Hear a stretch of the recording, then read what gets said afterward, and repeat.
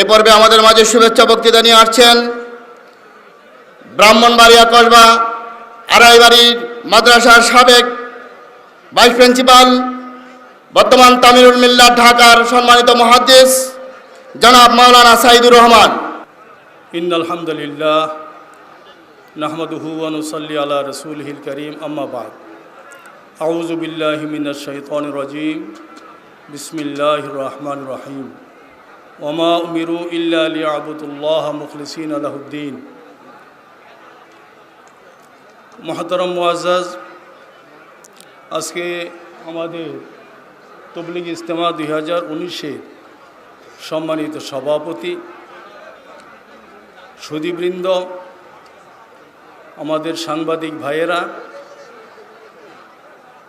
প্রশাসনের লোকজন, বাংলাদেশের দূর দূরান্ত থেকে সমবেত মুসলিম জনতা, আজকের এই তাবলীগ ইজতেমার আগত আমার মা বোনেরা, আপনাদের সামনে অল্প সময়ের ভিতরে অনেক কথা। আমি গতকালকে এইখানে আইসা ফজর নামাজ পড়েছি। আমরা ট্রেনে আসছি ব্রাহ্মণবাড়ি থেকে অনেকজন। এরপরে থেকে আপনাদের সাথে উঠা বসা। এখানে সম্মেলন শুরু হলো আসরের নামাজের পর। এরপরে থেকে এখানে যে সমস্ত বক্তারা বক্তৃতা করেছেন, আমার ভাইদেরকে বলবো যে এক একটা বক্তৃতা অনেক শিক্ষণীয়। বলতে হবে এই 2 দিনের একটা ট্রেনিং সেন্টার, এটার প্রশিক্ষণ কেন্দ্র। 2 দিনের ভিতর বিষয়ভিত্তিক যে আলোচনা হয়েছে, এত সুন্দর। কোত্থেকে উনি বললেন, কোন হাদিস থেকে বললেন, রেফারেন্স সহ বাংলাদেশের 64 জেলার চিটাগাং ডিভিশন, ঢাকা ডিভিশনে যে কয়টা জেলা আছে, এগুলিতে যাওয়া আসা করার কারণে যে অভিজ্ঞতা, এই ধরনের রেফারেন্সের সঠিকভাবে দলিল ভিত্তিক কথাবার্তার আলোচনা আমাদের দেশে নাই বললেই চলে। আমাদের দেশে আমার এই আলোচনার 45 বছরের অভিজ্ঞতা যা দেখেছি, আগের বক্তা যা বললেন, পরের বক্তা ইচ্ছা হোক আর অনিচ্ছাই হোক, এটা থেকেই কিছু বলা শুরু করে দেন। মাহফিলটা যদি 6-7 ঘন্টা 8 ঘন্টা হয়, প্রথম থেকে শেষ পর্যন্ত এর থেকে খোরাকি, জিস্ট, রেজাল্ট কিছুই আমি বিশ্রাইয়া পাইনি। এই জন্য আপনাদেরকে বলছি, এই মাদ্রাসা 2 দিনের জন্য হলেও এর বিরাট অবদান। আমি সাংঘাতিক আনন্দিত, উৎসাহিত, আপনাদেরকে উৎসাহ দান করি। এই আলোচনাগুলি আপনারা মনের থেকে নোট করে নেন। দলিল ভিত্তিক আলোচনা আপনাদের সামনে আমি যে একটু অল্প সময় আলোচনা করব, সেই জন্য কোরআনে কারীমের থেকে 2খানা আয়াত আমি একটা সামান্য দলিল হিসাবে উপস্থাপন করতে চাই। আল্লাহ পাক রব্বুল আলামিন বলেন, ওমা উমিরু ইল্লা লিয়াবুদুল্লাহা মুখলিসিনা লাহুদ্দিন। আল্লাহ পাক রব্বুল আলামিন আমাদেরকে আদেশ করেছেন একমাত্র আন্তরিকতার সাথে, ইখলাসের সাথে আল্লাহর ইবাদত বন্দি করার জন্য। আর ইখলাস যেইখানে আছে, খালেদ যেইখানে আছে, বিশুদ্ধ যেইখানে আছে, পিউরিটি যেইখানে আছে, এইখানে ভেজাল নাই। কি বলেন আপনারা? এখানে ভেজাল নাই। এমনকি শয়তানি মরদুদ এই খাঁটিটাকে ভয় করে। শয়তান যে এত বড় প্রতারক, সারা পৃথিবীর মানুষদেরকে পথভ্রষ্টদের দিকে বহুভাবে প্রতারণা করে নিয়ে যায়। শয়তান পর্যন্ত খাঁটিটাকে ভয় করে। তার দলিল যদি আপনারা পাইতে চান, কোরআনে কারীমের সূরা হিজরের মধ্যে আল্লাহ পাক রব্বুল আলামিন আদম আলাইহিস সালামকে তৈরি করে ফিরিস্তা জগতে বললেন যে তোমরা সজদা করো।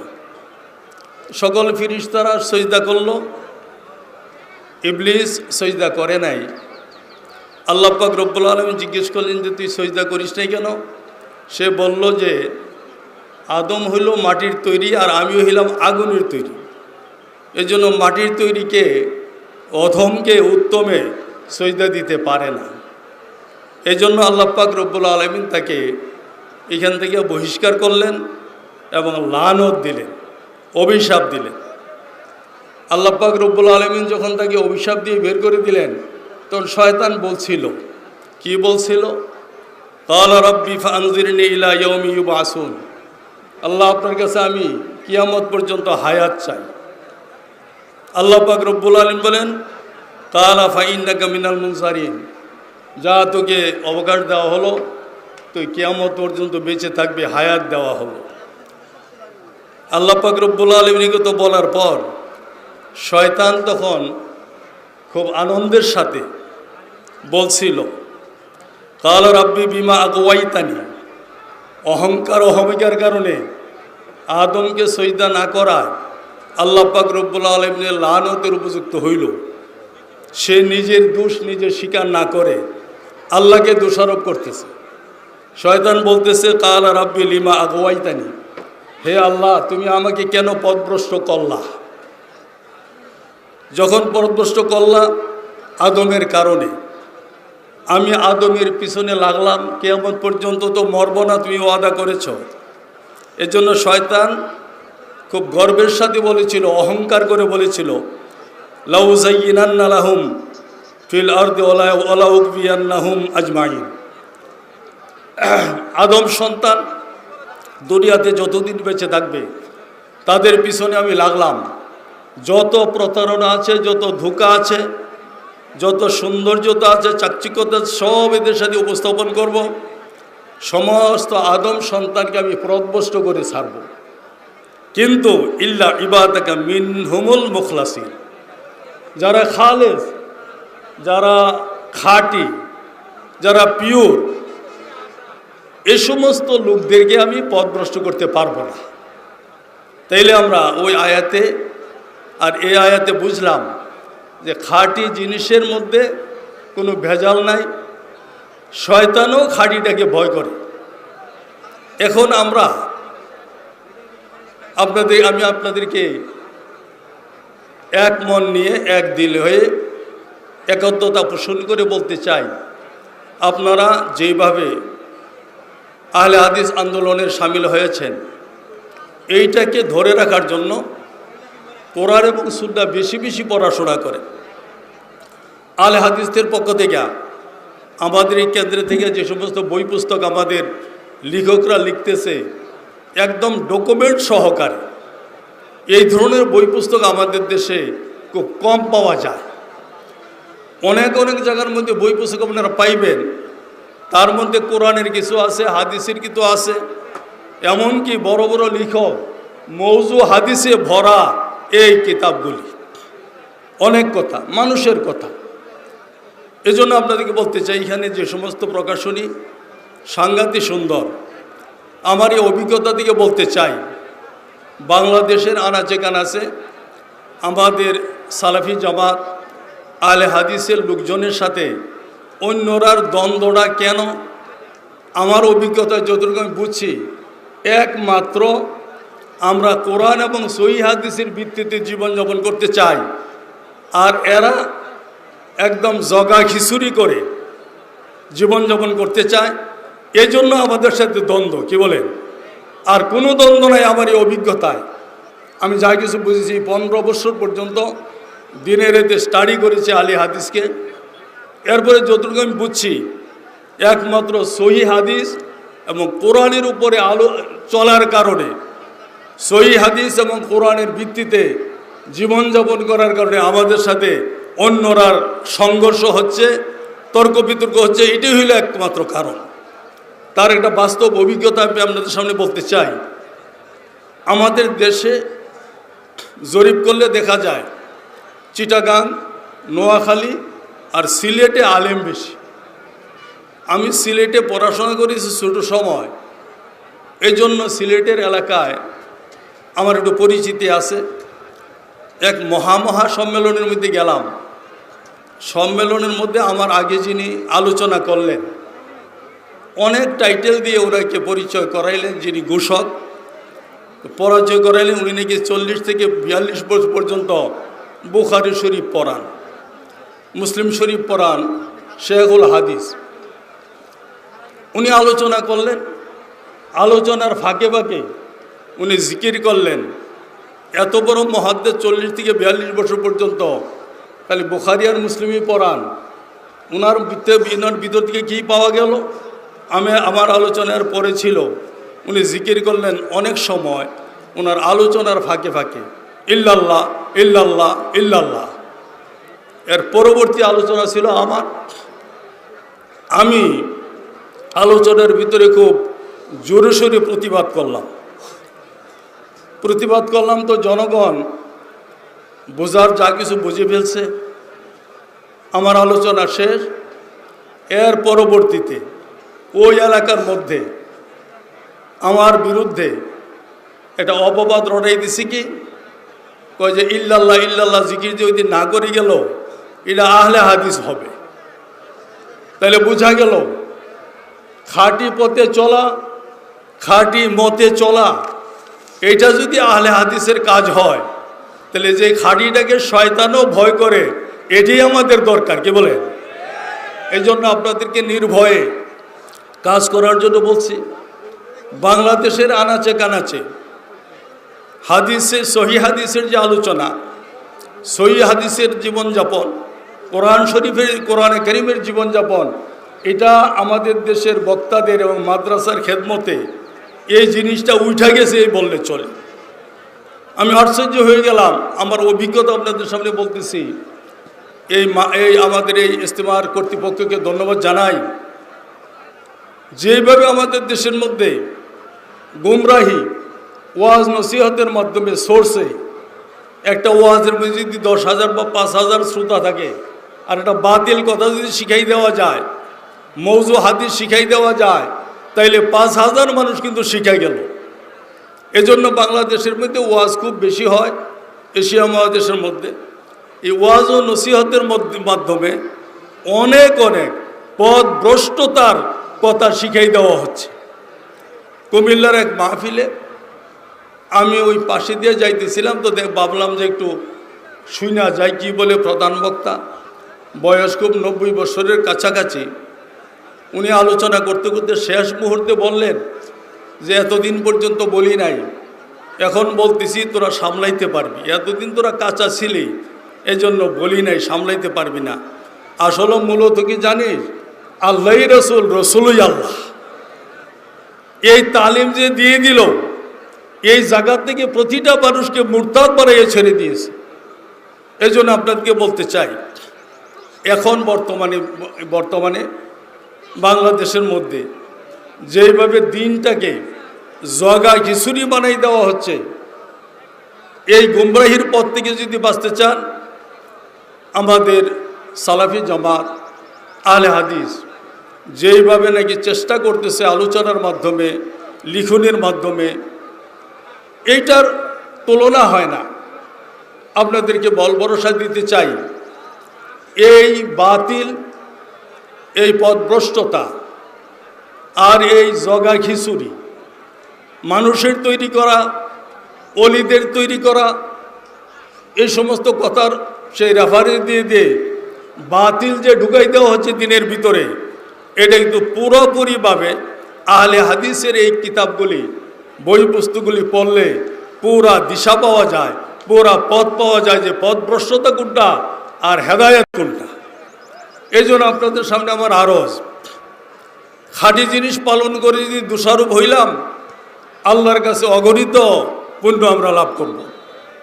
নির্ভয়ে থাকেন, স্টাডি করেন, পরস্পরের মধ্যে সহযোগিতা করেন, মানুষের সাথে নম্র ব্যবহারের সাথে মানুষকে দাওয়াত করেন, খাঁটির দিকে চলে আসুন। এই জন্য আপনাদেরকে একটা ঘটনা শোনাবো। আমরা আর তো কিছু বলতে চাই না, কোরআনের উপরে চলে আসো, সহি হাদিসের উপরে চলে আসো। এটা কি অন্যায় হইতে পারে? এটা কি জুলুম হইতে পারে? এইটা হইল আমাদের দেশে একটা বিরাট একটা সেই সমস্যা। এই জন্য বলতে চাই, আহলে হাদিস আন্দোলন, সালাফি জামাতের যেই প্রচেষ্টা, মেহনত, একমাত্র কোরআনের উপরে জীবন এবং হাদিসের উপরে জীবন হবে। এটাও অপরাধের কথা কি হইল? খাঁটি কথা বলল, কোরআন সুন্নাহর কথা বলল, এরপরে এটা দোষের কি আছে? অথচ বাংলাদেশের আনাচে কানাচে যত মাহফিল হয়, জলসা হয়, আপনারা গেলে নীরবে শুনবেন বক্তাদের মুখে দিয়ে খই ফুটতেছে, আতি উল্লাহ ও আতিউর রসুল, আতি উল্লাহ ও আতিউর রসুল সমানে বলতেছে। আর এই আয়াতটা তো সকলের জন্য কমন। বেদাতি বলেন, মাজার পূজক বলেন, পীরের পায়ে সজদা দেনেওয়ালা বলেন, মাজারের মধ্যে সজদা দেনেওয়ালা বলেন, সকলের মধ্যে আয়াত রইল কমন। কুলিন কুনতুম তুহিব্বুনাল্লাহ ফাত্তাবিউনি ইউহিব্বুকুমুল্লাহ। রাসূল সাল্লাল্লাহু আলাইহি ওয়াসাল্লামের অনুসরণ করো আল্লাহর ভালোবাসা যদি পাইতে চাও। কবরের সজদা দেওয়া এটা কি রাসূলের অনুসরণ? আজীব কাণ্ড। এই জন্য আপনাদেরকে বলতে চাই, খাঁটি কোনটা আর অখাঁটি কোনটা এটাই তালাশ করে আমরা চলতে চাই। দোষ শুধু আমাদের এইটুকু। কোরআনে কারীমের তো আপনারা পাইবেন, আল্লাহ পাক রব্বুল আলামিন বলেন, ওমা নাকামু মিনহুম ইল্লা ইউমিনু বিল্লাহিল আজিজিল হামিদ। এক সময় লক্ষ লক্ষ জনতাকে আগুনের মধ্যে ঢেলে দিয়েছিল, তারার কোনো অপরাধ ছিল না। আল্লাহ নিজে বলতেছেন তারার কোনো অপরাধ ছিল না। অপরাধ শুধু তারা বলছিল লা ইলাহা ইল্লাল্লাহ, লা ইলাহা ইল্লাল্লাহ। তৌহিদের ঝান্ডা জবানের দ্বারাতে উত্তোলন করেছিল। এজন্য আপনারা নিশ্চিন্ত থাকেন। ওই সমস্ত মানুষদের সাফাই গাইলেন আল্লাহ যে তাদের কোনো দোষ নাই, একমাত্র ঈমান এনেছে আমার প্রতি, এটা হলো তাদের দোষ। এই জন্য ফাঁসির কাছে জ্বলল, আগুনে জ্বলল, জ্বলন্ত সেই তৈলাক্ত ডেকচির ভিতরে পড়ল একমাত্র আল্লাহকে মানার কারণে। এখন যদি আহলে হাদিসের সমালোচনা হয়, একমাত্র কোরআন শরীফের উপরে, সহিহ হাদিসের উপরে আলোচনা করার কারণে, চলার কারণে, এটাই মাত্র তাদের অপরাধ। এই জন্য আপনাদেরকে বলতে চাই, যেইখানে আপনারা যাইবেন কথা বলেন খুব কৌশলের সাথে, আন্তরিকতার সাথে, ধরত নিয়ে কথা বলতে হবে। আমি একটা ছোট্ট ঘটনা বলতে চাই। আমি সিলেটে প্রাইমারি স্কুল পাশ করে আমার খালাতো ভাইয়ের সাথে সিলেটে হবিগঞ্জ, তখন সাব ডিভিশন ছিল, এখন জেলা, হবিগঞ্জের একটা থানার নাম হলো চুনারঘাট, ওইখানে পড়াশোনা করতে গেলাম। ছোট্ট আমি প্রাইমারি স্কুল পাশ করে গেলাম। ওখানে যাওয়ার পর আমার মাদ্রাসাটা ছিল সিলেটের মধ্যে যে নাম করা নদী সুরমা, কুশিয়ারা, তোর মধ্যে একটা নদী আছে খোয়াই নদী। খোয়াই নদী এটা হইল আপনার আগরতলা থেকে আসছে। ইন্ডিয়াতে যখন আগরতলা স্টেটে যখন বৃষ্টি বাদল খুব বেশি হইতো, তখন এই খোয়াই নদীটা এমন জুড়ে জুড়ে স্রোত বয়ে যাইতো। এক সময় আমার মাদ্রাসার পাশে খোয়াই নদীর পানির স্রোতের কারণে পার ভাইয়া একটা মাঠ, প্রায় 2-2.5 মাইল এরিয়ালে একটা মাঠ, এটার মধ্যে এমনভাবে পানি জমলো, সেই ইন্ডিয়ান কাদাযুক্ত পানি, লোড়া আপনার সেই বালিযুক্ত পানি, এই মাঠটা পুরোটা ভরে গেল। আমরা আশ্চর্য হয়ে গেলাম। তখন ওই এলাকার মানুষ আফসোস করে করে বলতো যে আমরা জমি কিভাবে চাষ করব। জমি তো চিনবই না, যেহেতু জমির উপরে 1 ফিট, 1.5 ফিট, 2 ফিট কাদা পড়ে গেছে, জমি চিনার কোনো ব্যবস্থা নাই। আমার ছোট সময়ের দৃশ্য এখনও মনে আছে। যখন কয়েক মাস গেল, কাদা মাটি শুকাই গেল, তখন সিলেট ছিল ডিস্ট্রিক্ট, হবিগঞ্জ সাব ডিভিশন। সিলেটের ডিসি সাহেবের নেতৃত্বে সরকারি আমিন এই মাঠে পাঠাইলেন। ওনারা সরকারি ম্যাপ নিয়ে আসলেন, একদম ভালো সরকারি ম্যাপ। আমিন নিয়ে আসলেন, আমিন আসলেন প্রায় 5 জন। এরা সুন্দর করে এই পুরা মাঠটা এই ম্যাপ দেখে দেখে টাইনা প্রত্যেকটা আইল, প্রত্যেকটা জমির সীমানা ওনারা নির্দিষ্ট করে খুঁটি বসাই দিয়ে গেল পুরা মাঠটা। আমার তখন মনে আছে, সিলেটি ভাইয়েরা তখন বলতেন যে এই মানুষগুলো কি জাদু জানে নাকি, বা যেইখানে খুঁটি বসাইলো এইখানে আইলটা এরা বুঝলো কেমনে? বা সরকারি ম্যাপে যদি মাটি চাপা পড়ে গেছে, সেই মাটির নিচের সে আইল যদি বের করতে পারলো এবং কারো কোনো আপত্তি রইল না, পুরা মাঠটা কি মাঠ, প্রত্যেকের জমি প্রত্যেকে সুন্দর মধ্যে পাইয়া গেল। এরা পরীক্ষা করার জন্য মাটি খুঁড়া খুঁড়া দেখছে আইল আছে কিনা, দেখা গেছে তিনার আইল যেটা ওইটার মতোই ওনারা খুঁটি মেরে গেছে। সরকারিভাবে এই ম্যাপে যদি সঠিক জমি বের করে যায়, আমাদের জীবনের সঠিক ইবাদত, সঠিক বন্দেগী, সঠিক জিকির সমস্ত বের হবে একমাত্র কোরআন দ্বারাতে আর সহিহ হাদিসের দ্বারাতে। এইটাই যদি হয়, তাইলে যাদের সাথে আপনার আমার সংঘর্ষ, এদেরকে আহ্বান করেন যে ভাই, ম্যাপে যদি জমি ঠিক করা যায়, আমাদের চলার গতি, বলার গতি, জিকির, আজকের ইবাদত বন্দেগী এইগুলি চলেন কোরআন এবং সহিহ হাদিসের ভিত্তিতে আমরা দেখি আছে কি আছে না। যদি থাকে আলহামদুলিল্লাহ স্বাগতম, আর যদি না থাকে তাইলে আমরা এটাকে পরিত্যাগ করব। ঠিক আছে না? যদি বলেন, এই জন্য আপনাদেরকে বলতে চাই, আমাদের দেশে যত বড় আলিমই হোক, আপনাদের দোয়ায় আজকে 45 বছর যাবৎ মাদ্রাসার খেদমতে আছি, বুখারি মুসলিমই পড়াই, বড় বড় আলিমদের সাথে দেখা। আমাদের দেশে মন গড়া ওয়াজে সর্বনাশ করে দিছে। কোরআন সুন্নাহর ভিত্তিতে ওয়াজ হচ্ছে না, সহিহ হাদিসের ভিত্তিতে দ্বারা মন গড়া। গত কিছুদিন আগে এক জায়গায় বুখারী শরীফের খতম হইল। বুখারী শরীফের খতমের মধ্যে আমাকে নিল দাওয়াত দিয়ে, আমি একটু আলোচনা করতে গেলাম। তো আমার আগে একজন পরিচালক, উনি ওনাকে পরিচয় করে দিলেন, উনি নাকি 42 বছর যাবৎ বুখারী শরীফ পড়ান। এরপরে আমার পালা, উনি আলোচনা করতে যাইয়া কীভাবে যে কথাটা বললেন আমার ব্রেনে ধরে না। বলতেছে ওনার ওয়াজের ভিতরে 42 বছরের বুখারী পড়ানেওয়ালা কয় যে পিপিলিকা আল্লাহর কাছে আফসোস করেছে আল্লাহর ঘর তোয়াফ করার জন্য। পিপিলিকায় এই দোয়া আল্লাহ কবুল করেছেন। পিপিলিকা হাইটা গেলে তো কয়েক শত বছর লাগবে, এই জন্য আল্লাহ তাআলা ফিরিস্তার মাধ্যমে পিপিলিকাটাকে নিয়ে গেলেন। নিয়ে শেষ রাত্রিতে পিপিলিকা সেই ফিরিস্তারা পর দিয়া কাবাগরকে বেষ্টন করেছে, পিপিলিটাকে ফিরিস্তারার পাখার মধ্যে উঠাইয়া তোয়াফ করাইছে। আচ্ছা বলেন তো দেখি, সারা পৃথিবীর মধ্যে যত কিতাব হাদিস আছে, মানুষে কি কন সহি কথাগুলি আছে, একটা কিতাবের মধ্যে কি পিপিলিকার হজের কথা পাওয়া যাবে? আস্তাগফিরুল্লাহ আলাযীম। মানুষের উপরে হজ পড়ে সেটা বলা দরকার। মানে পিপিলিকার হজ দিয়ে এত বড় আলেম যদি কথা বলেন, তাহলে ছোট আলেমরা কি বলবেন? আমাদের দেশের এই পদভ্রষ্টতা, গুমরাহি, এই দ্বীনি ভাইদের মধ্যে, ইসলাম দ্বারা আমরা পালন করি তাদের মধ্যে একমাত্র এই মৌজু হাদিস আর বানাউটি কথার মাধ্যমে আমাদের উপদেশ দেওয়ার কারণে এই বিভ্রান্তি আর এই পদভ্রষ্টতা ছড়াই গেছে। এখানে উচিত ছিল সহিহ হাদিসগুলি বলে দেওয়ার জন্য। সহিহ হাদিসের দ্বারা দিয়ে উপদেশ হয় না, বহু উপদেশ হয়। আল্লাহ আপনাদেরকে তৌফিক দেন। আমাকে একটু সময় দেওয়ার জন্য। আমার ভিতরে যে দাও দাও করে আগুন জ্বলছে, কি যে হয়ে গেল এই দেশের পরিস্থিতি। আমরা সহিহ হাদিসের ভিত্তিতে জীবন করো, আমল করো, জিকির করো, নামাজ কালাম পড়ো, জিকির সালাত কায়েম করো, এইটা বলা অপরাধ হয়ে গেল। আর বানাওয়াটি কথা যারা বললো তারা সহি হয়ে গেল। এই জন্য আপনাকে বলতে চাই, আমাদের মধ্যে ফর্মুলা হলেই রাসূলুল্লাহ সাল্লাল্লাহু আলাইহি ওয়াসাল্লাম বলছেন, বনি ইসরায়েলের মানুষগুলি 72 দলে বিভক্ত হয়েছিল। আমার উম্মত এত এক্সপার্ট হবে, এরা 73 দলে বিভক্ত হয়ে যাবে। রাসূল বলেন 73 দল থেকে একটা দল, একটা ফিরকা বেহেশতে যাবে, আর সব দুজকে যাবে। কুল্লুহুম ফিন্নার ইল্লা মিল্লাতান ওয়াহিদা। সাহাবী কেরাম আজমাইন কত ট্যালেন্ট। ওনারা বললেন যে হুজুর, ওই যে দলটা বেহেশতে যাবে এটার পরিচয় কি?